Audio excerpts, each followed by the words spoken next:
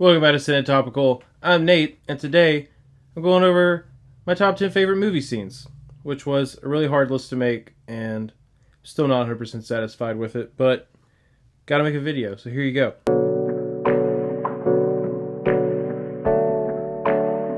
Number 10, pretty classic, gonna show up on a lot of best movie scenes list, but this is just a damn good scene. But I went with the You Can't Handle the Truth scene from A Few Good Men. Absolutely love that movie. The build up to get to this point was really fascinating, and it's kind of like a breakthrough moment for Tom Cruise's character too, because he decides he can in fact be a courtroom lawyer, and I love that about him. Number 9, it's really a long scene. Some of mine are, but I went with the basically just kind of like the last 10-15 minutes of Everything Everywhere All at Once. Again, the build up to this was absolutely incredible, and not only do you get an incredibly emotional and heartfelt ending to something, you also get some of like the wackiest moments and callbacks to like earlier stuff from the film in the middle of it. So aside from being incredibly heartwarming and just a really good ending, you also get some good laughs out of it as well. Number 8 is going to be, I guess you could call it the Game of Catch from Field of Dreams. It's an absolutely incredible movie. I always find myself particularly drawn to movies that have pretty strong like father-son plot lines attached to them. And so the end of this one, where he has this sort of like reconciliation moment, or like last moment with his ghost dad, it's just really sweet, and it brings back like the simplicity of the sport of baseball itself and why it ends up being so important to so many people. Number 7 is a scene that I probably quote at least pieces of it like multiple times a week, and it's absolutely hilarious and is the best scene in the movie.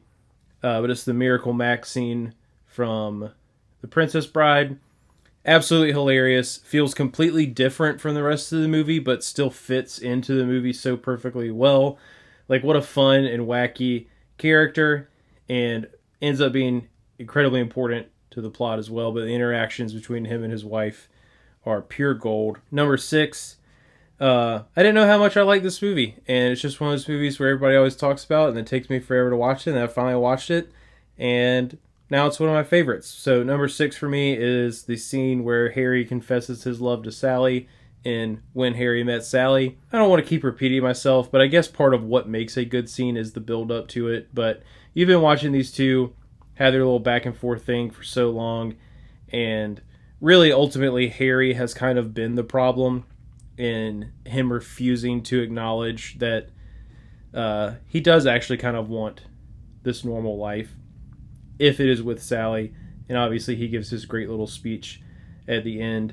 Two people essentially fought over giving that line at the rehearsal dinner to my wedding, which was pretty sweet, and I really dig that movie. 5 for me is going to be the ending of The Truman Show. I really love this movie. I think it has a lot to say about exploitation, reality television.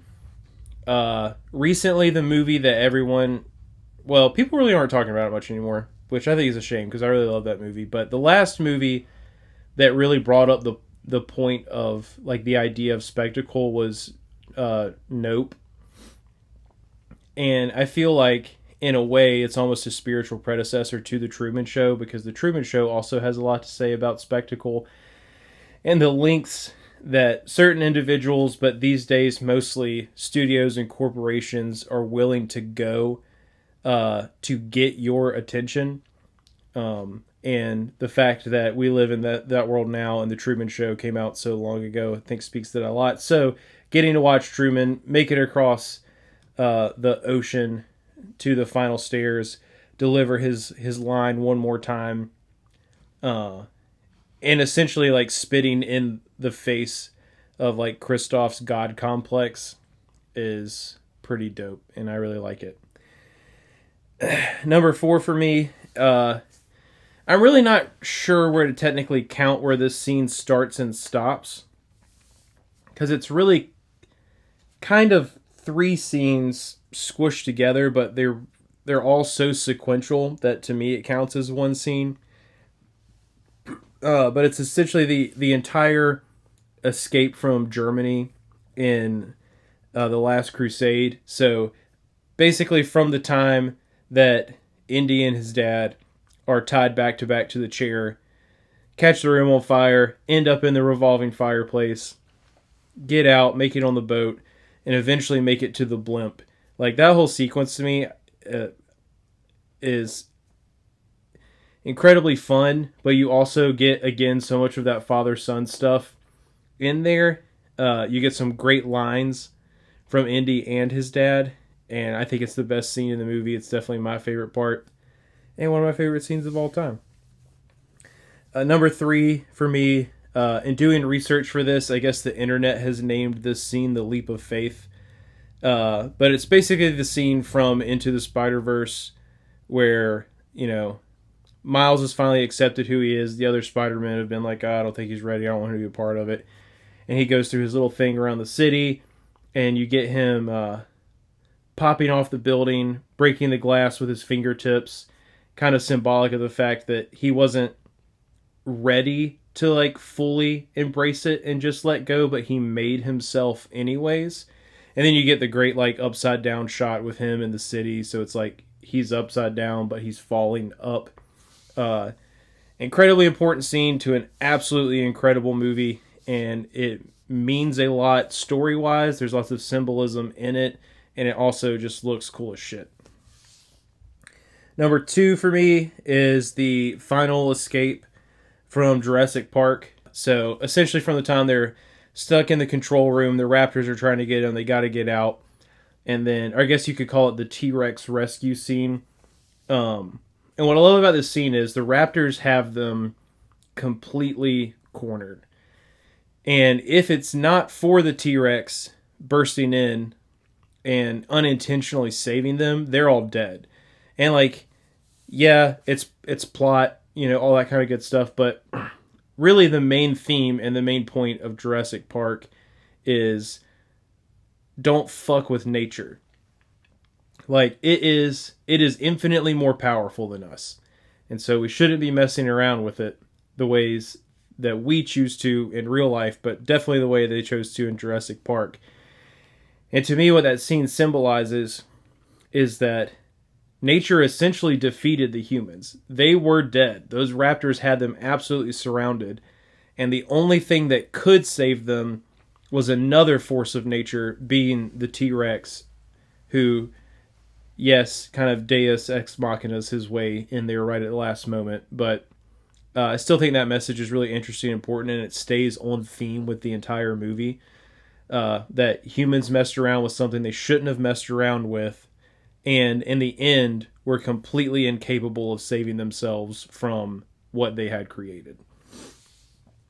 And then finally, my number 1 personal favorite scene. This was the easiest part of this list for me because I already knew what it was going to be from the start, but it's the epilogue of La La Land. If you watch this channel at all, I'm sure that's no surprise. I love that movie. I talk about it all the time, but you get kind of a great recap of everything that has happened in the movie up to that point, but it's retold in an incredibly visually stunning musical form, music/dance format with these big set pieces, and it's so colorful.